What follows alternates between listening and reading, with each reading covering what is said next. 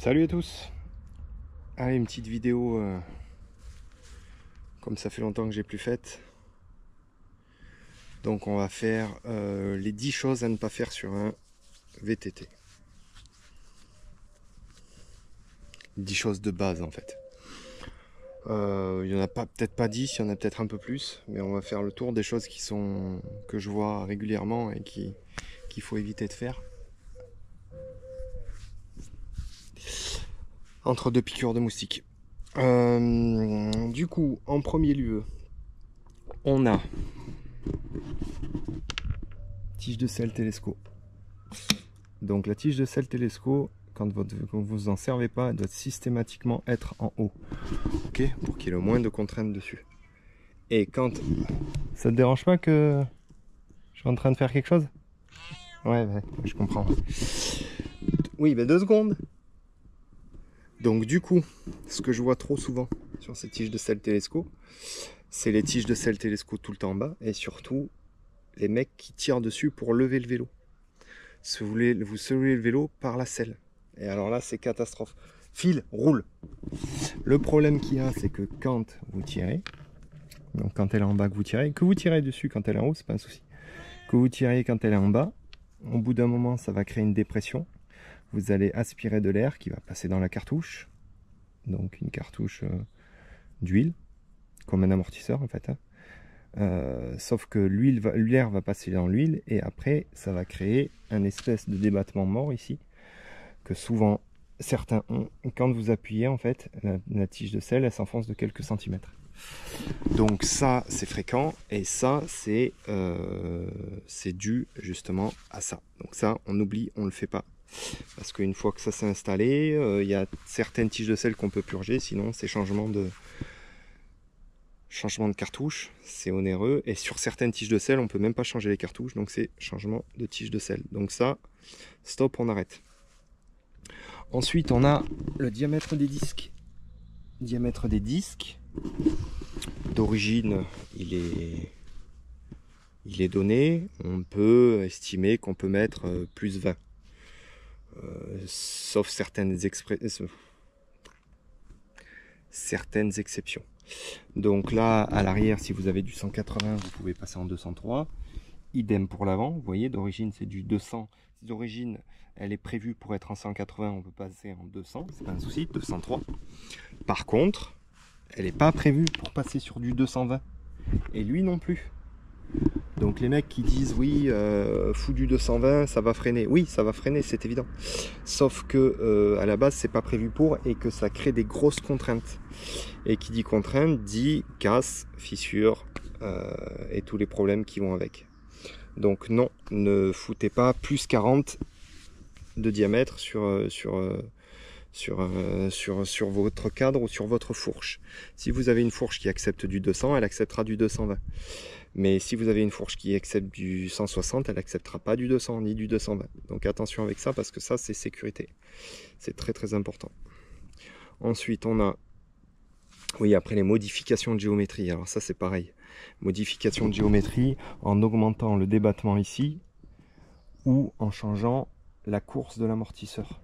Alors j'ai même vu des gens qui avaient changé l'anthrax de l'amortisseur, c'est-à-dire que de mémoire c'était du 215 ou du 210, il avait foutu du 215, donc pour 5 mm ça passe, tu l'enfonces, sauf que l'amortisseur il se comporte plus du tout de la même manière, donc faut pas le faire du tout. Et l'anthrax derrière, la course, elle peut être modifiable, mais il faut vérifier que à vide la roue ne vienne pas toucher dans le cadre derrière. Donc si vous avez 50 et que vous voulez mettre 55, vous vérifiez. Déjà, vous essayez de voir si le constructeur le préconise ou pas. Chez Rocky, par exemple, eux, ils en parlent. Et on peut, sur certains cadres, on peut le faire. C'est pas un souci. Donc voilà, et puis après, vous gagnerez un peu. Par contre, le problème qu'il y a, c'est que une fois que vous avez un amortisseur en 55 au lieu de 50, le sag, si vous faites un sag à 25, il s'enfoncera plus pour le même sag donné, et le problème c'est que vous enfoncerez plus et vous aurez moins de rendement au pédalage.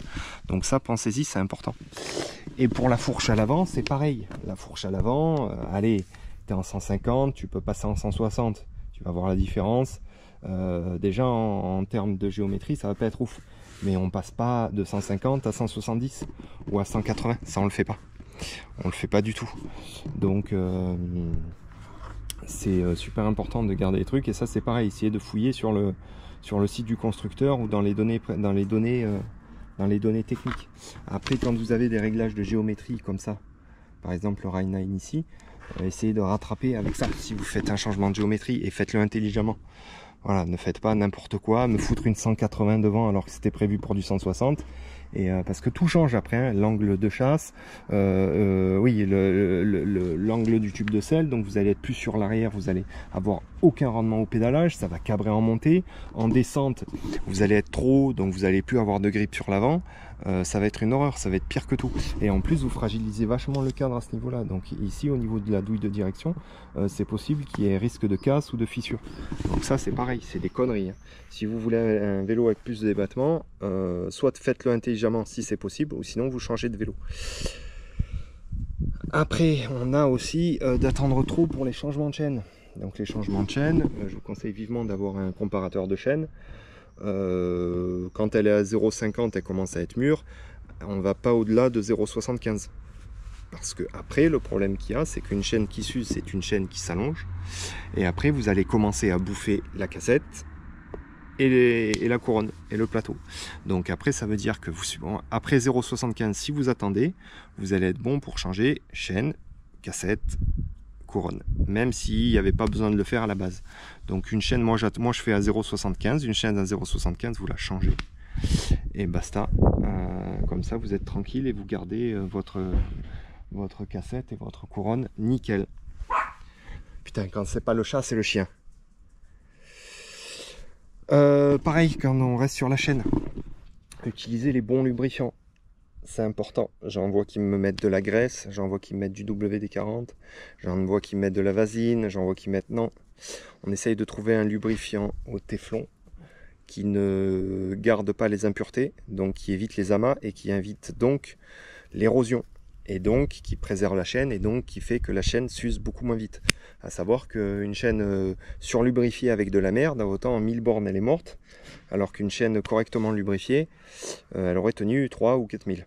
Donc ça c'est super important, nettoyez-la. Donc on peut la nettoyer au WD-40, ça marche bien, le WD-40 ça sert à tout sauf à lubrifier. Et après vous mettez un coup de lubrifiant, alors sauf si vraiment vous êtes dans la boue, sinon toujours conditions sèches. Après, si vraiment c'est foireux chez vous, ok, de la condition humide. Par contre, le lubrifiant condition humide demande à être systématiquement dégraissé, puis réappliqué après. Et au téflon, comme ça, on évite que les merdes s'accrochent dessus. Quand c'est bien lubrifié, les lubrifiants au téflon, ça marque pas la chaîne et vous avez juste un coup à mettre avant de partir ou juste après être arrivé. Et voilà. Donc après, on a aussi, c'est pareil, on reste dans la lubrification, la surlubrification de tout en fait. Mettre de la graisse partout. Voilà, donc la graisse, oui, on peut en mettre sur le jeu de direction, un peu dans le boîtier de pédalier. On peut en mettre une fine couche sur les buselures, une fine couche. Pourquoi je dis une fine couche? Parce qu'en fait, tout excès de graisse va stocker, pareil, toutes les merdes, les poussières, les trucs, les machins, et ça va éroder, et ça va bouffer vos buselures, et ça va bouffer vos roulements, et ça va bouffer vos portées de roulement, et voilà, et c'est pas efficace, donc avec parcimonie, et quelqu'un d'autre si vous voulez, mais en priorité parcimonie. Pour ceux qui aiment piloter plus haut, privilégiez un cintre, un changement de cintre au lieu de monter vos bagues. Donc vous, par exemple, vous avez un rise de 20, si vous voulez monter, passez en 25. Ne me rajoutez pas des bagues là, il faut éviter. En fait, la seule différence qu'il y a, c'est que là, quand vous ajoutez des bagues, vous modifiez la géométrie du vélo. C'est-à-dire que là, quand vous montez, vous modifiez le reach du vélo. Donc le reach, c'est la distance entre tac, tac, quand vous êtes debout, boîtier de pédalier, douille de direction. Donc si vous modifiez le rise, vous ne touchez pas à la géométrie. Par contre, si vous montez la potence, vous touchez à la géométrie. Donc vous pouvez le faire en connaissance de cause. Si votre reach est un peu trop long, vous vous sentez pas bien, que vous voulez un peu réduire le reach, vous pouvez le faire. Par contre, sinon, privilégiez toujours un guidon avec plus de rise au lieu de monter vos bagues. Après, on a la partie lavage. Donc sachez qu'un vélo qui se porte bien, c'est un vélo qui voit le moins souvent d'eau. Donc vous voyez là, il n'est pas propre, mais il n'est pas sale. Donc les choses à privilégier, c'est vous revenez, vous dépoussiérez, vous nettoyez vos plongeurs, amortisseurs, fourches. Vous enlevez avec un chiffon les excès de poussière. Tac, tac, tac. On dégraisse la chaîne s'il y a besoin. On lubrifie la chaîne. Basta. Terminus. On lave le vélo. Pareil pour là. Tout ce qui plonge, vous le nettoyez. Vous voyez là, je ne l'ai pas fait, c'est un peu deg. Vous nettoyez bien les joints spi, tout ça. Vous pouvez même mettre du lubrifiant spécial pour les joints spi. Donc ça, c'est pareil avec parcimonie. On le met. Après, on actionne la suspension et après, on essuie l'excédent. Si vraiment c'est deg, vous passez à l'eau, jet d'eau, une petite éponge, un peu de mire là, vaisselle, on frotte. Sur les élecs, on fait vite et on évite toutes les parties sensibles, toutes les parties électriques, on évite. À savoir qu'un électrique n'est jamais IP68 ou très rarement. Donc IP68 c'est la norme où c'est normalement étanche à 1 mètre d'eau pendant certaines minutes, je me rappelle plus, 1 heure je crois, enfin je sais plus. C'est souvent du IPX5 et donc c'est éclaboussure. Donc ne foutez pas plein d'eau sur vos vélos élec. Et pour les musculaires c'est pareil, ça va être les roulements qui vont morfler. Et donc évidemment, zéro Karcher. Et venez pas me dire oui mais me coffre, oui mais eux ils font avec, je m'en bats les reins, il n'y a pas de Karcher. Vous pouvez voir des teams qui envoient du Karcher, ils en ont rien à foutre, ils changent les roulements toutes les 3 sorties, ils changent les vélos tous les ans, on s'en fout. C'est pas parce qu'ils font qu'il faut le faire. Le Karcher, ça ternit vos peintures, vos vernis, ça rentre dans les roulements, ça rentre dans les cadres, ça rentre partout, dans les cordes rouliers, dans les jeux de direction, partout, ça s'infiltre partout. Et ne me dites pas, oui mais je le fais de loin. Les particules d'eau, elles sont pulvérisées tellement finement que même à 1 mètre, ça va rentrer partout. Pas de Karcher, ça rentre dans les gaines, entre les câbles, les gaines. C'est un enfer le Karcher, pas de Karcher. Donc c'est à la main et vraiment s'il y en a besoin. Pareil pour la soufflette après, pour ceux qui utilisent la soufflette pour sécher les vélos. Je suis mitigé, parce que le problème qu'il y a, c'est que les roulements scellés, en fait, il y a une flasque dessus, à savoir qu'un roulement, c'est pareil. Un roulement, il n'est pas étanche. Il est imperméable. Au mieux, il est imperméable. Donc c'est pareil, quand je vois les mecs en fin de course qui immergent leur vélo, plein de boue dans l'eau. Oh, alors ça, c'est...